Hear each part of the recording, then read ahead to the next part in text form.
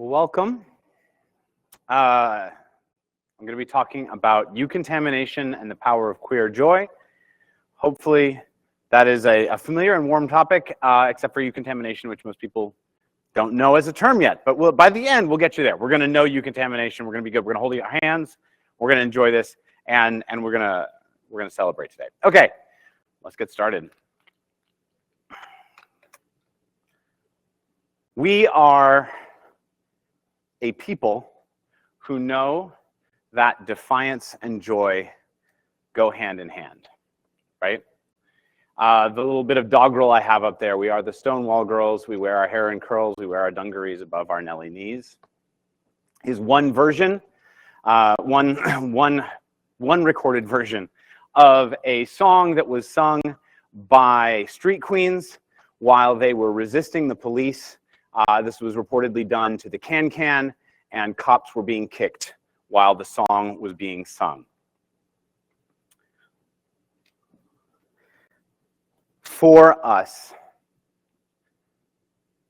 joy and defiance go hand in hand, not because we don't know how to be defiant without being joyful. I think, unfortunately, we do. I think everybody has had to learn that. For us, joy and defiance go hand in hand because our joy has always been read as defiance. Sometimes we have intended it that way, and sometimes we have not. But our joy is always an act of defiance, and that's what I want to talk about today. Okay, before I go any further, though, we'll do a little introduction to me. My name is Billie Hoard. My pronouns are she and her. I am a trans woman, I'm a lesbian, I am white, I am able-bodied, I generally identify in the kind of post-evangelical realm of Christianity these days. I am specifically Anabaptist. My day job is a high school teacher, I'm a high school teacher, and I also write and blog. I really hope you're fascinated by everything I have to say about Eucontamination today, because my brother and I are just finishing a book on that for Whip and Stock. So, we want people to be excited about this because we have a lot to say about it. Today, I just want to give you all an overview of kind of how today's talk is going to be structured. And I promise I'm going to try to build in time for Q&A at the end because I like Q&A.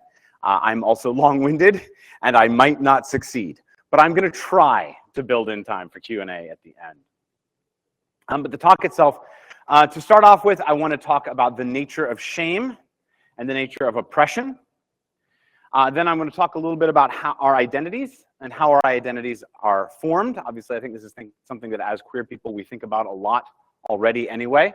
So I'm going to put some psychological language around that. My invisible other half, who I do most of my work on this topic with, is my brother, Paul, who unfortunately couldn't be here with us today. But I just want you to kind of imagine him. He's a little bit shorter than I am. He's 4 years younger than I am. He is a professor of psychology at the Seattle School. And so I want you to imagine him behind me nodding sagely every time I say something psychological sounding, because I swear I learned it from him. So it has his stamp of yes, I am a very smart psychology person, and this is a correct thing that my sister is saying about Lacanian psychology, psychoanalysis. So I'm going to talk about identity development. Then I'm going to unpack this concept that we call Eucontamination. It's a term that my brother and I coined together. So if you don't know it, don't feel bad. It's because we made it up. And then we are going to end with the good stuff. And we're going to talk about queer joy, and hopefully that will bring all of this together. Okay, so let's do this. I told you, I promise, I am a high school teacher as my day job. So I'm going to do a little bit of teaching at the front. I'm going to do a little bit of preaching at the end. Does that work for us today? A little bit of psychology teaching at the front, and a little bit of theology and some preaching at the end of this. Okay, so disgust. If you had asked me when I was little whether I would grow up to be like an academic person who talks about disgust, I would not have thought the answer would be yes. But here we are. So I need to talk about disgust. Disgust is a boundary enforcement mechanism, right? Disgust is the emotion that we use to differentiate who we are from what cannot be allowed to become us, right? Just think about this at a very basic biological level, you put something in your mouth, you think, this is bad, I have to get it out, right? You experience disgust. I have to get this out of me. It's got to be gone, right? That's disgust. I mean, that's our basic biological level of operating, the basic biological level on which disgust operates. But disgust doesn't stop at the biological, right? Disgust translates itself up to the social level, to the psychological level, to the spiritual level, to the religious level, right? To the political level. Disgust operates on all of these levels. Anytime that people begin to form some kind of sense of a who I am or a who we are, once we have a sense of a body that somehow counts as me, whether in the plural or in the individual, in the singular, disgust jumps right on in and is there for us to protect that boundary, to make sure that that me, and again, that is whether that is my body, or that is the me of my ego, my self, my sense of self, or whether that is the me of my soul or my spirit, or whether that is the me of my community, or whether that is the me of my church, my denomination, my nation, whatever me that is, disgust is right there to protect it, to keep it from being contaminated by some outside influence that would change it into something I don't want it to become. I'm afraid to let it become. Right? So the fancy definition, the fancy word for this one is differentiation. Disgust works to differentiate me from not me. It helps me know. It helps me make sure that that stays stable, right? That I can maintain a stable definition of me and not me. And it is therefore a deeply embodied experience, right? It's not accidental that the Inside Out franchise has disgust as one of the core emotions, right? It is an embodied, it is a fundamental and very, very deep emotion. It's also one that we learn. Try not to let the rabbit trail take me too far, but right, disgust, we are taught what to be disgusted by. We are taught what to think of as me and what to think of as not me and what to think of as dangerous to me, right? Babies have to be, you're at a talk about disgust, so if that's gonna be a problem, I'm really sorry, I just can't sand the edges off of it. Babies have to be taught to find their poop disgusting, right? We do the, no, right? We have to be taught, we have to be carefully taught, to quote South Pacific, what to find disgusting, what to be disgusted by. Right, so how does this work? How does the identity development work? How is it wrapped up with disgust here? All right, so when you can start, I've got a little circle here, we got a little circle here, and you can start anywhere. You'll notice it's one of those like little self-reinforcing circles, right? I'm going to start at the top because habit, right? So society exists, and it gives us a set of categories, right? It gives us categories like me and not me, but it gives us categories that we use to form us, right? As queer people, it gives us our acronym, all the categories of our acronym. It gives us queer, which sort of blends and smears that acronym around and is delightful, and I just love it, right? But it gives us the categories that we have to work with. Those categories, we then, as persons, right, as minds, as souls, as bodies in the world, we encounter those categories, and we spend a lot of time, right, especially in high school, trying to figure out which of those categories work for us, which ones describe us, which ones don't. And then we cram ourselves, we twist ourselves a little bit, right? You always have to sand off some little part. You always have to maybe expand some other part in order to quite fit the categories. Right, we are giving these categories. And then you've got a bunch of people that are real people inhabiting these categories in society. And so then the whole thing turns around and we tell society what those categories mean. Right? Those of us who have been, right, I am, just to use a simple example, I am a trans woman and I am a lesbian, right? And those are categories that that negotiate with one another, right? There are cis lesbians who would tell me that I am not. And I'm not a big fan of TERFs. But they do exist. And the conversation about that is one that our society has, right? So we're negotiating, our society negotiates the categories that it receives.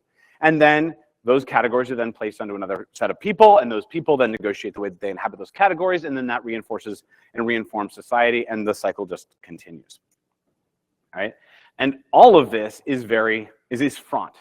This is full of emotion. We have big feels about this. I just told you, and I'm not a big fan of TERFs, right? There is a group of people out there whose whole deal seems to be reinforcing or redefining one category in a way that makes sure that I don't get to be part of it, right? That would be an example of, again, the way that society negotiates these categories. Okay. It's going to get heavy, so bear with me. We're going to hold hands. We're going to be okay. But I say that lightly. This is heavy. Okay. So what does all this have to do with shame? The big S word on the screen now. Well, so here's the thing. As queer people, I think something that most, all of us have experienced is the experience of being a source of disgust in a space towards a body, right? Some group of people, some community, some body, again, religious body, social body, psychological body, that has said to itself, that person cannot become part of who I am. That person, that identity cannot be merged with this identity. That would turn us into something that I am not okay with us being.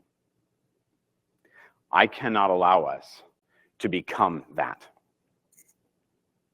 And because we are part of one of many, what we call them marginalized communities in this country, right?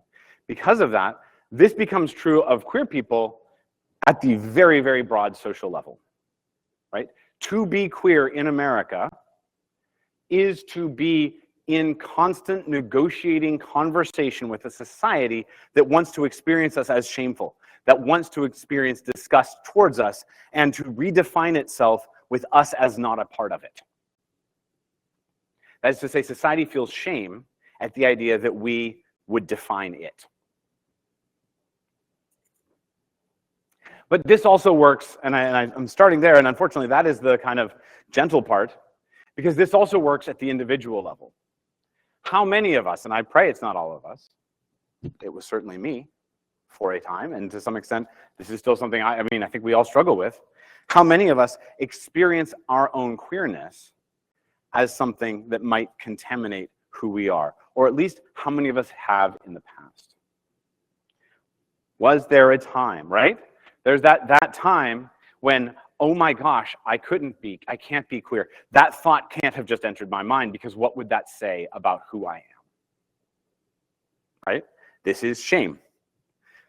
Brene Brown has made a whole career out of explaining, right, that shame, and I'm not arguing there, right? Like, that shame is what happens when I experience myself as bad. Because here's the thing, you can do whatever psychological version of vomiting or ignoring or sequestering off you want to, something we will all tell you, your queerness does not go away.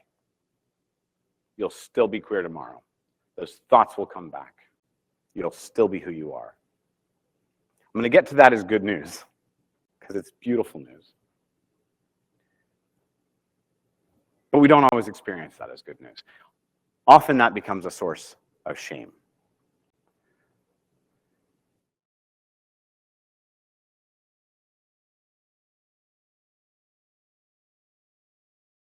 In contrast to shame, guilt is focused on behavior, right? Guilt is that one that's just about like, it's what I do, right? And so there can be this temptation to take these experiences of who we are and sort of just push them off into us. It's not who I am, it's just what I do sometimes. It doesn't actually change things. It doesn't actually fix things, partly because it is actually who we are. In the same way, let's go back up to the macro. Because also here we live in a country. And that country can say as many times as it wants to, we are ashamed to have queer people as part of who we are. But y'all, we are who they are. They can say, America can say we don't want to be queer as many times as it wants to. It's still a very queer country because we're still in it. The church can say it doesn't want to be queer as many times as it wants to. We're still in it. The shame, I'm getting ahead of myself a little bit, the shame that the church feels around our existence is its problem, That is not our problem.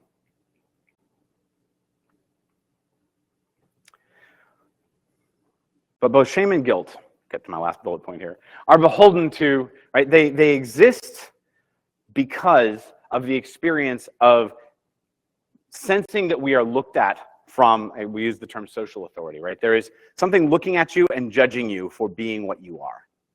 Again, at the individual, corporate level. Right? How many of us actually have experience? I think this is, again, something that's easier to explain to a queer Christian audience than almost any other audience in the world. A few others, right? Because how many of us have experienced churches for some period of time that were kind of okay as long as you were quiet about it? As long as you didn't talk about it, you're still there. Why are they okay? Because until you talk about it, they could ignore society's view of you. They don't have to feel seen with you as part of us. It's not real until we have to imagine other people seeing us that way. And when we realize that other people are seeing us that way, we start to see ourselves that way. We start to experience ourselves more truly. We start to experience ourselves, again, individually, socially, politically, whatever, religiously, as who we are.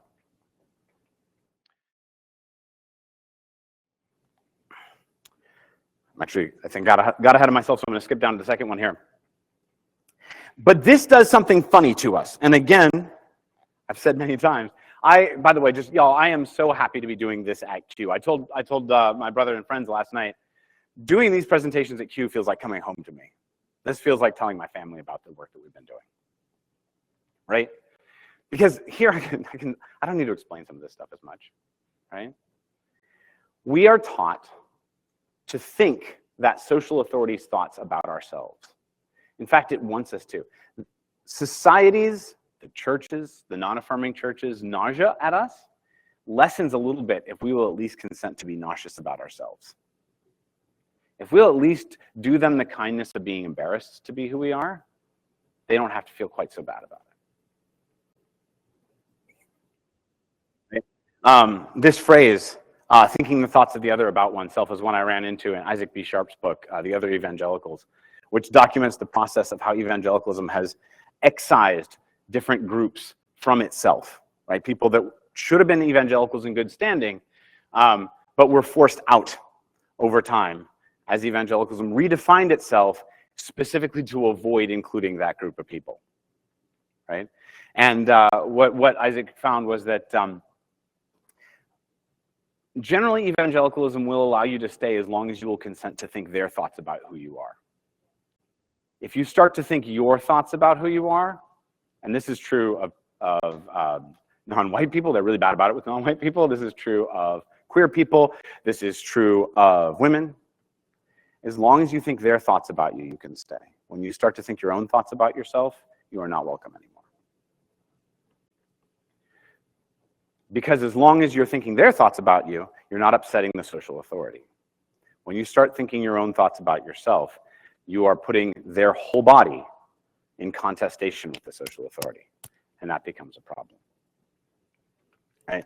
I think we're all, or most of us are probably relatively familiar with the whole concept of social location, right? And this is the idea that for any identity that you might have, society has a tendency to locate you either at the center of itself, right? These are the kind of people that we want to have in our society, or on the margins. We can't get rid of you, but we're going to push you as far to the edge as we can. Right? So we have centered, and we have marginalized identities, and those are in flux, and they are complicated because we all inhabit all kinds of different identities, and they have conversations with each other, right? But what society can't take, and again, this is any body. I'm using society, I think, because it's the most neutral. I think it feels the safest for me to say society. But I could be saying the church. I could be saying our own psyche. Families, absolutely any family system. What it can't take is when a society that it sees as properly marginalized insists on a central position for itself. You're disrupting its equilibrium. You are spiking its shame. You are forcing it to reimagine who it is. And it will experience that negatively. I'm going to read y'all, in this next slide, I'm going to read y'all the James Baldwin quote that changed my life. This is from his letter to his nephew in his book, The Fire Next Time. This is just after he does this is just after the really famous bit about their inhumanity, their hatred of you does not speak to your inhumanity, but to theirs. And then he says, please try to be clear, dear James, through the storm which rages about your youthful head today, about the reality which lies behind the words acceptance and integration. There is no reason for you to try to become like white people. And there is no basis whatsoever for their impertinent assumption that they must accept you. The really terrible thing, old buddy, is that you must accept them. And I mean that very seriously. You must accept them and accept them with love, for these innocent people have no other hope. They are, in effect, still trapped in a history which they do not understand. And until they understand it, they cannot be released from it. I mean, I love James Baldwin, and I appreciated these words. I think they had a precedent, an antecedent.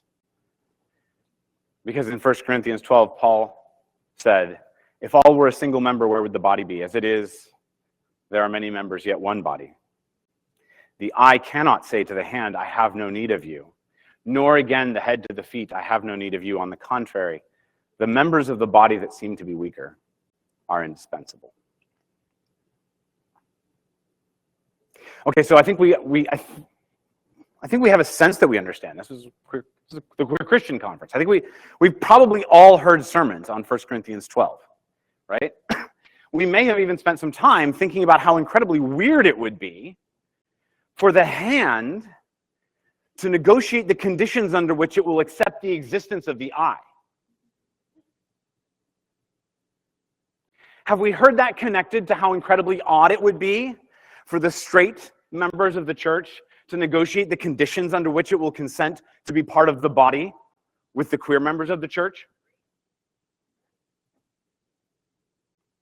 How impertinent that we should ask, that we should be made to feel as though we need to ask to be accepted or tolerated.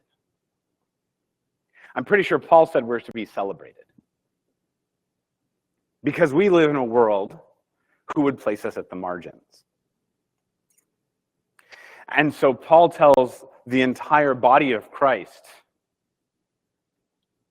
oh, you better fucking celebrate those people. Sorry, I think that probably got beeped on the live stream.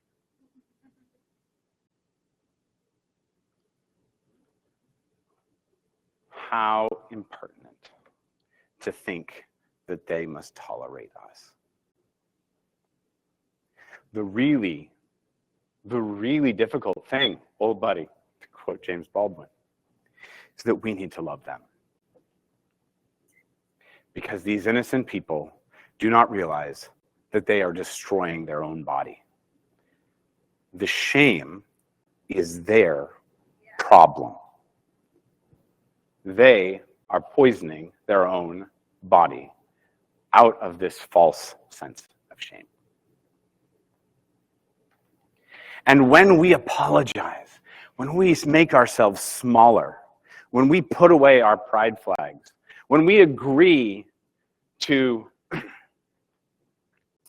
use more, gender-neutral language about our crushes and our partners, when we agree to be misgendered, we are facilitating their self-destruction.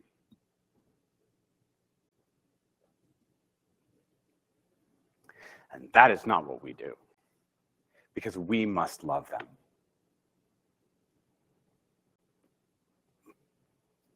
So this is where I'm going to come back and I'm going to teach that word. I promised at the beginning I fulfill my promise. I keep my promises. I try really hard.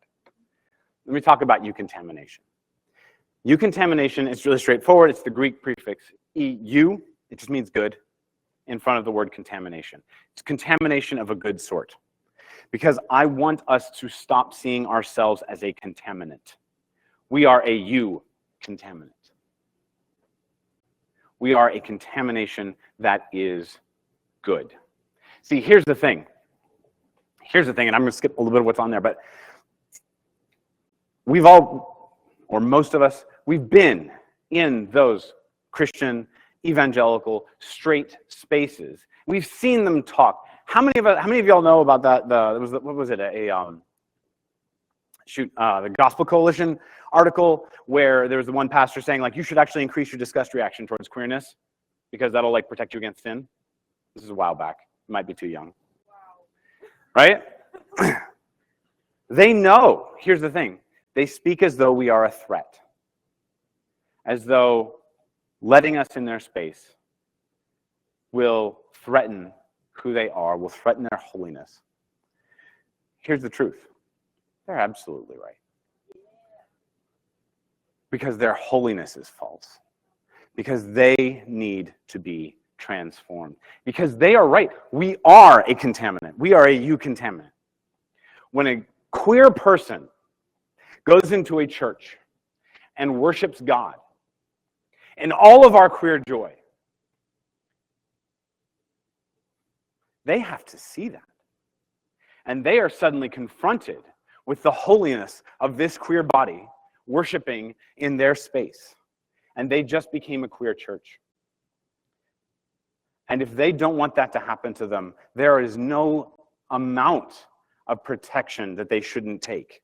There's no extreme they shouldn't go to keep from being infected by the love that we have for them. What are they supposed to do with the joy that a queer couple has in one another? What are they supposed to do with the way that ace people destroy their understandings, their simplistic understandings of friendship and of love? What are they supposed to do with the way that trans people break down the boxes they have used to confine themselves? It's painful. It's terrifying. It will make them think of themselves as different people. We are contaminants for good. Because the little psychological trick, the truth, is that a contaminant is more powerful than pure substance. This is just, that's not me like making a thing up. This is well studied. This is well understood by psychologists across the board, right? The famous example that gets used a lot, I'm going to use it again. And again, sorry, you're at a talk that talks about what we're discussed as a central theme, right? Is this question, how many drops of urine will you take in a glass of pure water before you won't drink it? Well, one is too many, right? One is too many. How many drops of pure water does it take before you're willing to drink a glass of urine? One is certainly not enough. Which is more powerful, the contaminant or the pure substance? Siblings, sisters, and brothers, we are the eucontaminant. Of course they're afraid. I promised I would get to queer joy, and I want to talk about queer joy. Because queer joy is that eucontaminant. Queer joy is so profoundly subversive. Queer joy is always already defiant, because queer joy is a threat, is always already a threat to people who want to experience us as disgusting, to people who want to experience us as stigmatizing.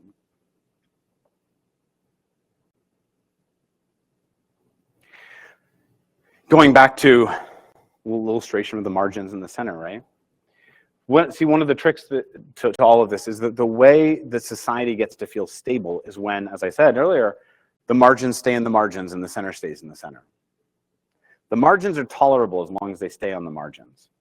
But part of the rules for the margins, and this is true for any marginalized society, one of the rules of the margins is you're supposed to be sorry to be there. The joy is supposed to be reserved for people at the center. That's what makes it the center. Society is built to serve the center. It is not built to serve the margins. That works really well. That protects the power at the center because it means that we're always supposed to be fighting each other to get to the center. We're always supposed to be saying, that person is a bad queer. I'm one of the good ones. Can I please come a little bit closer to the center, sir?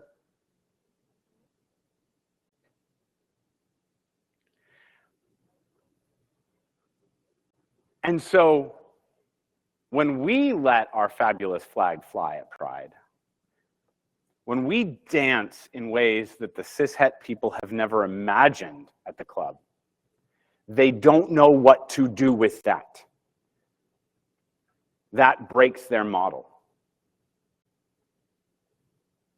When we worship and find God,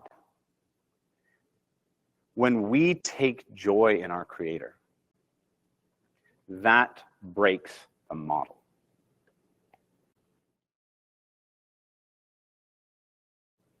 It unmasks the illusion of their normativity, right? Normativity is only says, well, there's a lot of ways to define normativity, but I'm going to say right now that for our purposes right now, normativity is the set of pressures that try to keep the margins at the margins and the center at the center. What is normative versus what is marginal? And when the marginal starts to act as though we don't care, when we say, look, you know what? I can recognize the shame of this society.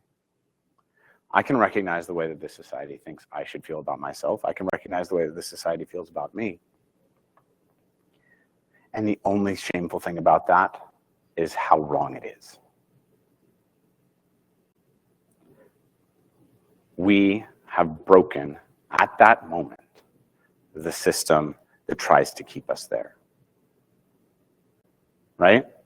I am, among other things, one of my identities is that of a massive C.S. Lewis nerd. And when I think about normativity, I always think about the fact that his description of heaven is a place where nothing and everything is at the center.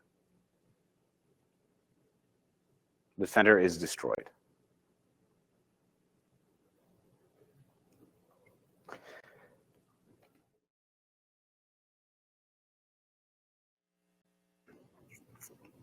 Because here's the other thing. Unpack it just a little bit. I'll be done in a second. But let's unpack it for a second. If the margins are celebrating, then those at the center, in order to celebrate, would have to go to the margins in order to celebrate.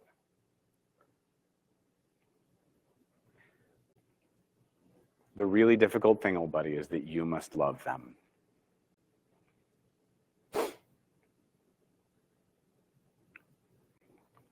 That inversion reveals something.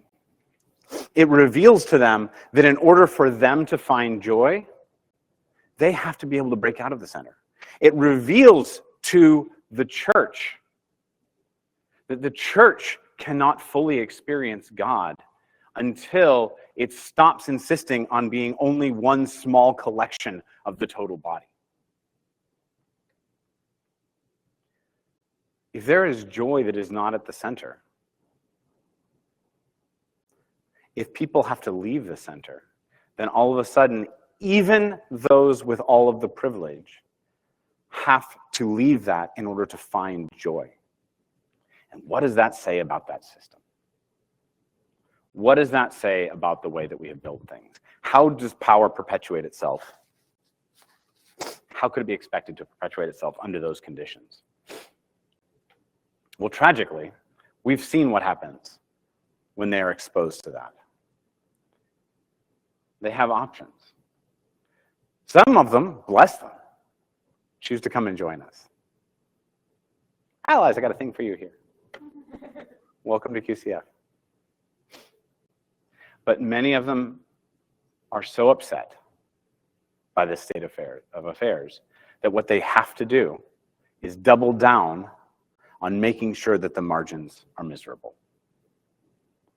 They can't allow us to have joy because our joy subverts that structure. So we are thrown out of churches. So creedal statements are rewritten to explicitly exclude us when they had not before, because we can't let that happen. The center has to protect itself. And this often does actually become violent. In fact, I'm quite worried that we're in a moment where it is becoming more and more violent across our society.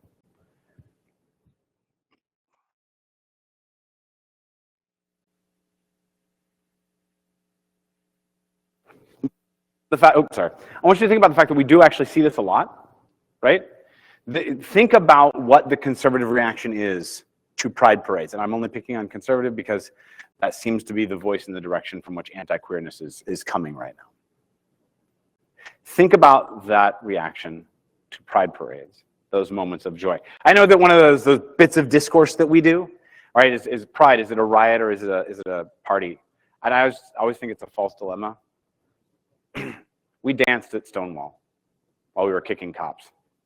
Pride is both, because our joy is defiant. Right? Think about the anger we saw in reaction to Black Lives Matter. The assertion that these lives matter was met with fury and violence. That life cannot be at the center from the perspective of power.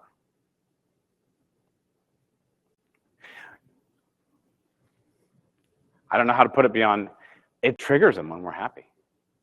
So be happy. Our joy is a profound threat. So when we are called as Christians to love our enemies, I hope that we can see that this is a profoundly subversive, socially destructive teaching on the part of Jesus Christ. Love your enemies? If the margins loved our enemies, we are suddenly destroying the entire system that marginalized us in the first place.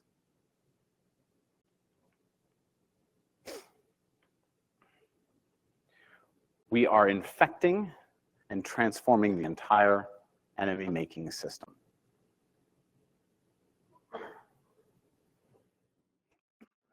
There is no us and them anymore, right? We don't want to reverse who is in the margins and who is in the center. We just want to get rid of the center. Because we don't want our joy to be attacked.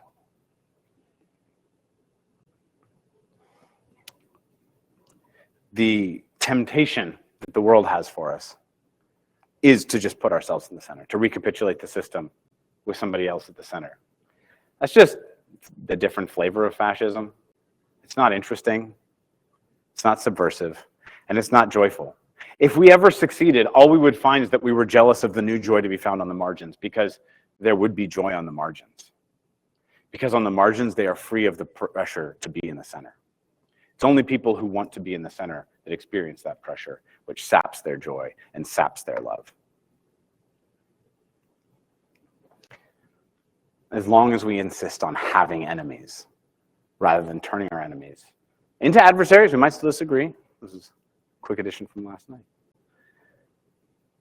I got people here that I disagree with. They're not my enemy. Or just neighbors. I don't know, yeah, adversaries are great. Neighbors are wonderful. Enemies, we don't do. All right, that's the talk. So if you want to get more information about Eucontamination, I have no way to do a good transition on this one. If you want more information on Eucontamination, my brother and I have written a fair amount about it for the other journal. Seattle School is one that brought us here, and that's their journal. We also have published in a few other places, and I am an absolute, easy touch for podcasts. I've been on all of them now. No, but we've both been on a lot of podcasts, and you can find us. Also, I write on Substack at Billie is Writing. My brother writes at Paul Hoard. And the QR code there is the book we have coming out if you want to get information about our book when it comes out, which is all about Eucontamination. It'll just put you on a list, and we will leave you alone for like 6 months until the book comes out, and then you'll get an email saying like, hey, you can get it here. I think that's what I had to say today. How are we doing on time? I got 5 minutes for Q&A. I did it. Oh my gosh, I'm so proud. Do we have a Q&A microphone? Thank you so much, Bobby. It's Q&A. Let's do it. Or I, like in amazing teacherly style, answered every possible question anybody could possibly have. But if that's true, I need a raise.